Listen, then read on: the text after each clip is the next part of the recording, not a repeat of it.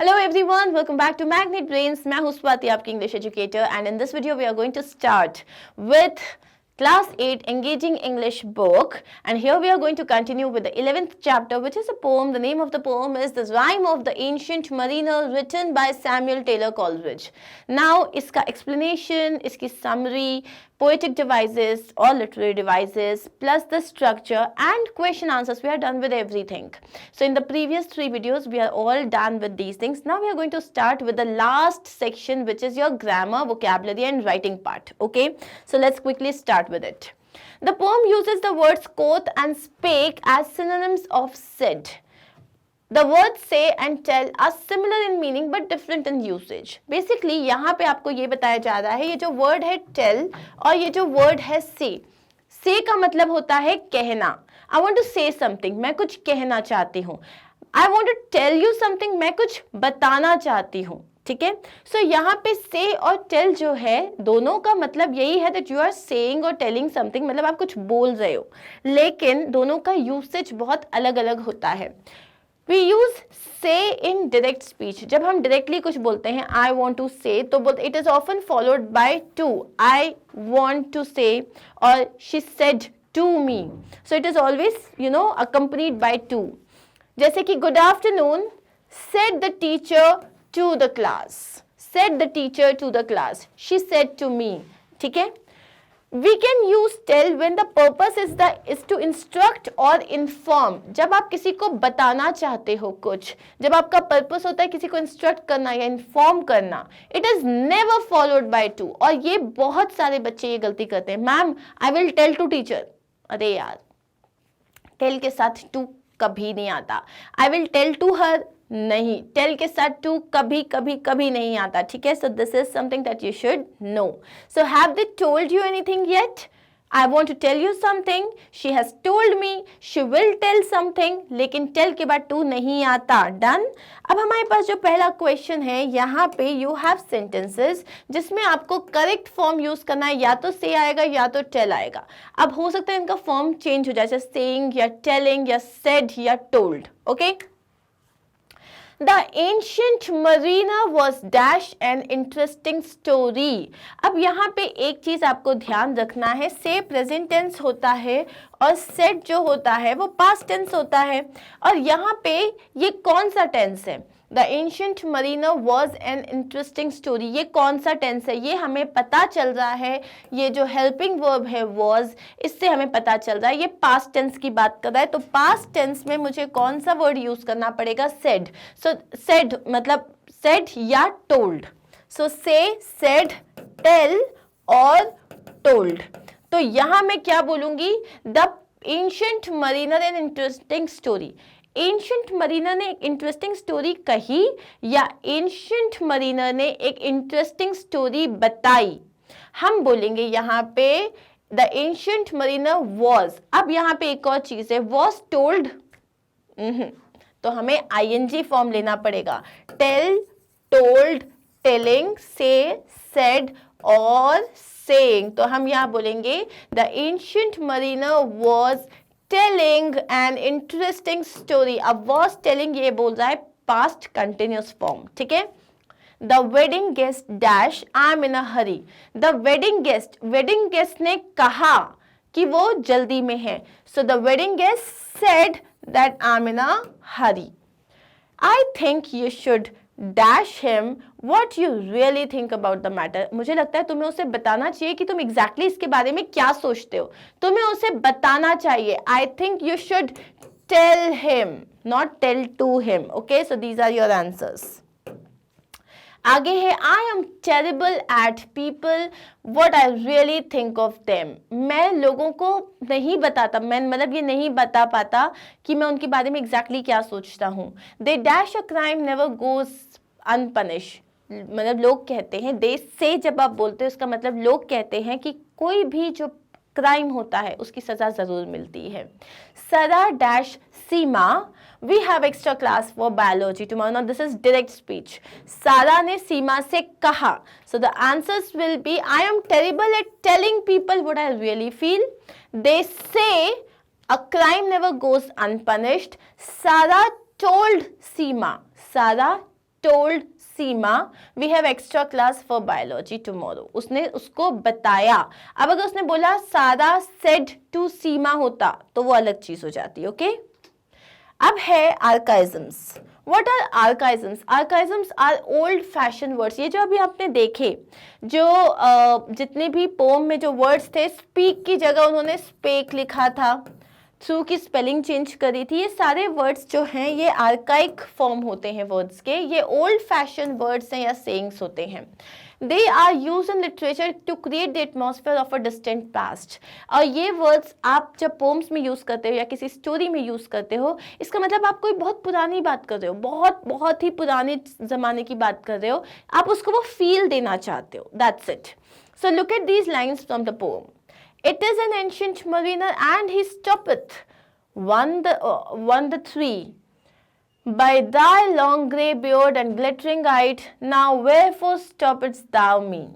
अब आपको करना क्या है यहाँ पे? The lines can be rewritten in modern English. कैसे लिख सकते हैं अपन? It is an ancient mariner and he stops one of three by your long grey beard, and by your नहीं है, ये by his है, by his long grey beard and glittering eye, now why do you stop me? अब आपको करना क्या है? यहाँ पे आपको सेंटेंसेस दिए हुए हैं, पोम से दिए हुए हैं, और इनमें सब में आर्काइक वर्ड्स यूज किए हैं। इनको आपको मॉडर्न इक्विवेलेंट से यूज चेंज करना है, रिप्लेस करना है। मतलब जो हम मॉडर्न में नॉर्मल लैंग्वेज में जो वर्ड्स यूज करते हैं उनसे रिप्लेस करना है। जैसे कि है देयर वाज अ शिप, कोथ ही। अब यहाँ जो वर्ड है कोथ, इसका मतलब क्या होता है? सेड। क्या होता है इसका मतलब? Said. So said he. Hold off, unhand me, grey beard loon, hold off unhand me. Unhand का मतलब होता है लीव माई हैंड। सो यहाँ पे देखो कैसे लिखा है हमने, hold of, leave my hand, grey beard loon. Now loon is a common word, it's not an archaic word, okay. At length did cross an albatross. At length did cross an albatross. यहाँ पे at length का मतलब होता है after a long time. After a long time. Usually हम बोलते हैं that I want to discuss this matter with you at length. उसका मतलब होता है कि मैं तुमसे बहुत डिटेल में बात करना चाहता हूँ, बट यहाँ पे इसका मीनिंग है after a long time. An albatross crossed. Okay. Next is nor shapes of man nor beast we ken. Ken का मतलब होता है see. So nor shapes of man nor beast we see. Eftsoons his hand dropped he. So eftsoons का मतलब होता है immediately, his hand dropped he मतलब immediately he dropped his hand. Through the fog it came. So through the fog, जो through की spelling जो है बस वो चेंज थी, ओके। अब आते हैं हम क्लॉजेस में। क्लॉजेस क्या होते हैं? You have learn that a complex sentence has a main और principal clause and a dependent और सबऑर्डिनेट क्लॉज। ये हम ऑलरेडी पता है हमको। मेन क्लॉज क्या होता है? जो आपको कंप्लीट मीनिंग देता है। इंडिपेंडेंट क्लॉज और प्रिंसिपल क्लॉज सिनोनिम्स होते हैं मेन क्लॉज के। डिपेंडेंट क्लॉज या सबऑर्डिनेट क्लॉज वो होता है जो आपको कंप्लीट मीनिंग नहीं देता। उसमें सब्जेक्ट और वर्ब तो होता है लेकिन वो कंप्लीट मीनिंग नहीं देता, वो एक इंडिपेंडेंट क्लॉज पे डिपेंड करता है। अब there are three kinds of subordinate clause. एक होता है एडजेक्टिव क्लॉज, एक होता है एडवर्ब क्लॉज और एक होता है नाउन क्लॉज, ठीक है। तो यहाँ हम ये डिस्कस करने वाले हैं। एडजेक्टिव क्लॉज क्या होता है? एक क्लॉज जो सेंटेंस में एक एडजेक्टिव की तरह बिहेव करता है, जैसे कि who does the work of an adjective in the sentence. वो नाउन के बारे में आपको बताता है, मॉडिफाई करता है नाउन को, ठीक है। जैसे कि वर्ड्स हैं who, for example the girl who was wearing a yellow hat is my sister. Example यहाँ पे भी एक दिया हुआ है, the woman who came to the library with me has left। अब यहाँ पे देखो the woman has left, वो जो औरत है वो जा चुकी है। जो मेरे साथ लाइब्रेरी में आई थी, the woman who came with me to the library. Now who यहाँ पे सब्जेक्ट है, केम यहाँ पे तुम्हारा वर्ब है, ये एक क्लॉज है, लेकिन this is now acting as an adjective. The woman, वो औरत, कौन सी औरत, उसके बारे में आप एक्स्ट्रा इन्फॉर्मेशन दे रहे हो। Who came to the library with me, वो चली गई है, हैज लेफ्ट। तो ये जो है यहाँ पे पूरा जो क्लॉज है, ये जो हमारा नाउन है वुमन, इसको मॉडिफाई कर रहा है, तो ये एक एडजेक्टिव की तरह बिहेव कर रहा है। दूसरा होता है एडवर्ब क्लॉज। एडवर्ब क्लॉज मतलब वो क्लॉज, वो ग्रुप ऑफ वर्ड्स जो कि एक सेंटेंस में एक एडवर्ब की तरह एक्ट करता है। एडवर्ब की तरह एक्ट करता है मतलब वो एडवर्ब को मॉडिफाई कर रहा है या एडजेक्टिव को मॉडिफाई कर रहा है या वर्ब को मॉडिफाई कर रहा है। अब यहाँ पे याद रखना ये कौन से क्वेश्चन का आंसर करता है, कोई काम कहाँ हो रहा है, कब हो रहा है, क्यों हो रहा है, और इसके अलावा कितनी बार हो रहा है, किस तरीके से हो रहा है। अगर कोई भी क्वेश्चन इन चीजों को आंसर कर रहा है मतलब वो एक एडवर्ब क्लॉज है। सेंटेंस देख लेते हैं। Father left fire crackers, father ने फायर क्रैकर्स छोड़ दिए where nobody could find them. कहाँ छोड़ दिए, कहाँ पे छोड़े, जहां पे कोई ढूंढ नहीं सकता। तो एक कौन सा क्वेश्चन आंसर कर रहा है, where did he do this, कौन सा, where did he do this. तो ये इस ही लेफ्ट वेयर, जहां कोई नहीं ढूंढ सकता, तो ये इस वर्ब को मॉडिफाई कर रहा है। अब आते हैं हम एक नाउन क्लॉज में। नाउन क्लॉज मतलब जो अपने आप में एक नाउन की तरह फंक्शन करने लग जाता है, ठीक है। अब बेसिकली अगर आपको क्वेश्चन पूछना है व्हाट और हु, तो वो उस नाउन क्लॉज को आंसर करता है। जैसे कि who is going to win the prize is a mystery, what is a mystery, who is going to win a prize is a mystery. तो ये कौन से क्वेश्चन को आंसर कर रहा है, व्हाट क्वेश्चन को आंसर कर रहा है। तो ये हो गया आपका नाउन क्लॉज। अब आप करना क्या है आपको, यहाँ पे पहले तो सब जगह यहाँ पे ये मेन क्लॉज है और ये सारे के सारे सबऑर्डिनेट क्लॉज हैं, ठीक है, इंडिपेंडेंट और डिपेंडेंट क्लॉज हैं। पहले आपको सही तरीके से मैच करना और फिर ये भी बताना है कि कौन सा क्लॉज बना। जैसे कि यहाँ हम सीधे इधर आ जाते हैं। She was the one who came to meet me yesterday, वो थी जो मुझसे कल मिलने आई थी। Who came to meet me yesterday, she was the one, तो ये वो थी जो मुझसे मिलने आई थी। अब मैंने उसके बारे में एक्स्ट्रा इन्फॉर्मेशन दी है ना, वो कौन थी, वो थी जो मुझसे मिलने आई थी। तो ये हो गया adjective clause. The school close down because it rain out of funds, school बंद हो गया। स्कूल क्यों बंद हो गया, because it rain out of funds. तो ये जो क्लोज डाउन का रीजन बता रहा है हमको, why did it close down, because it rain out of funds. तो ये वाई का आंसर कर रहा है, इसलिए ये हो गया एडवर्ब क्लॉज, ठीक है।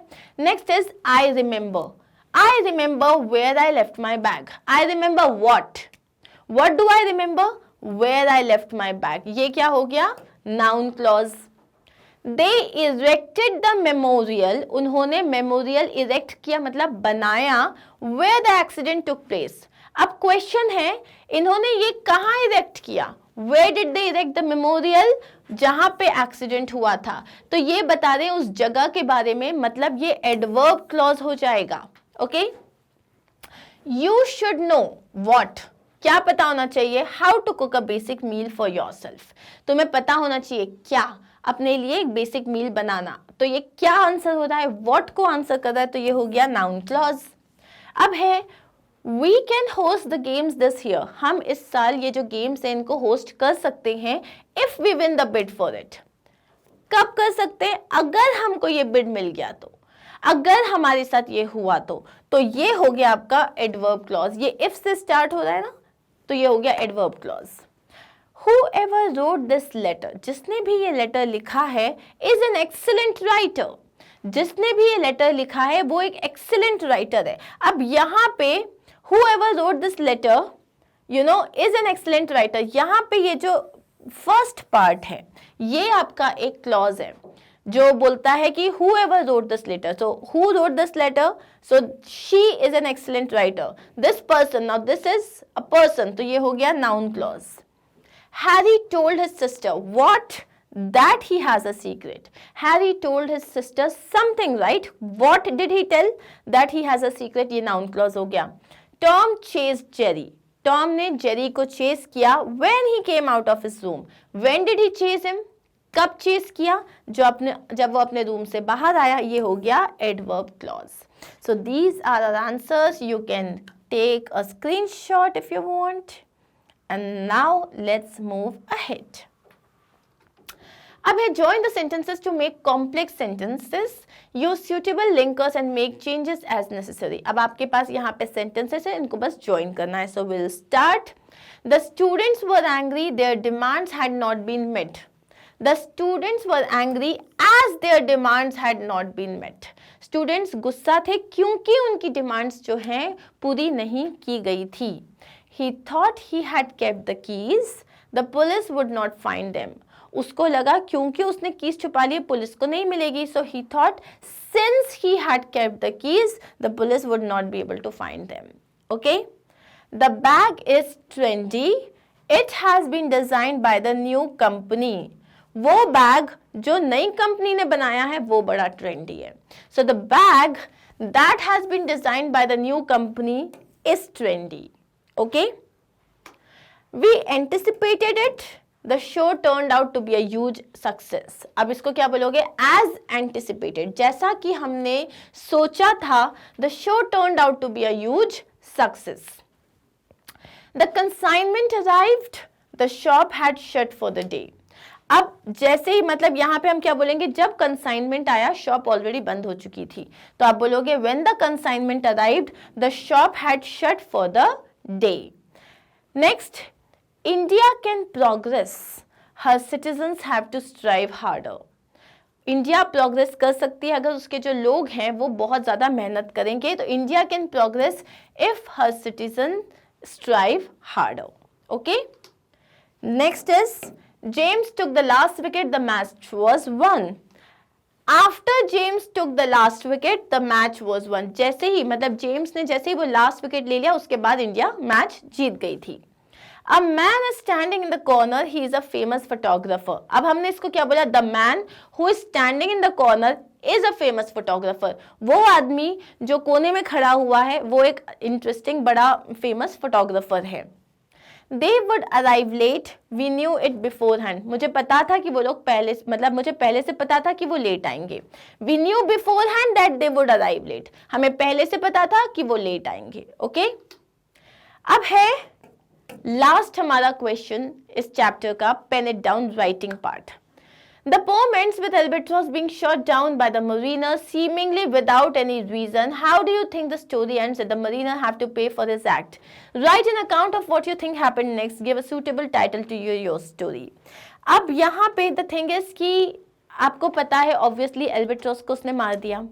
अब Albatross को मारने के बाद आगे की स्टोरी कैसी जाएगी? Now since I knew the second part मुझे पता था एंड आई न्यू कि आप लोगों को भी मन कर रहा होगा सेकेंड पार्ट जानने का, so I have given you the आगे की स्टोरी. So let's start.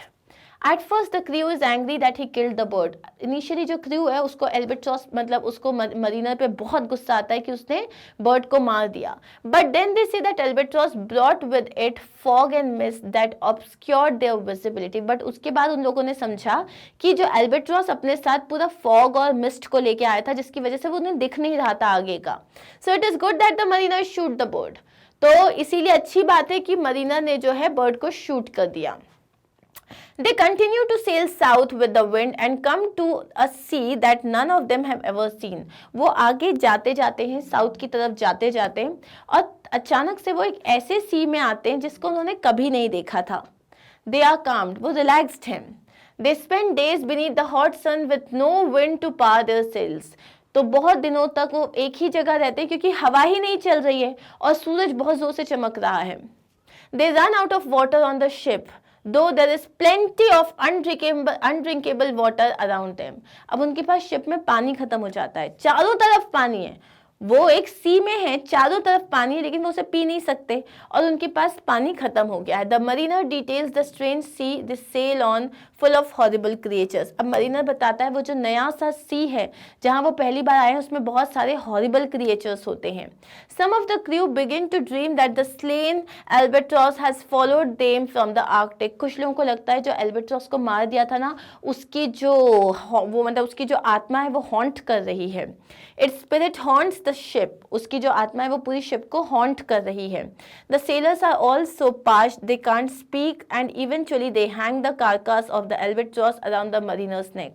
जो सेलर्स हैं वो अब इतने थर्स्टी हैं, इतने ज़्यादा क्योंकि उनके पास पानी नहीं है, तो कि वो लोग अब बोल भी नहीं रहे, आपस में बात भी नहीं कर रहे क्योंकि उनके अंदर कोई एनर्जी नहीं है. और लास्ट में सब इतना गुस्सा हो जाते हैं कि वो जो एल्बाट्रॉस की जो बॉडी होती है जो वहीं पड़ी हुई है उसको वो मरीनर के गले में पहना देते हैं.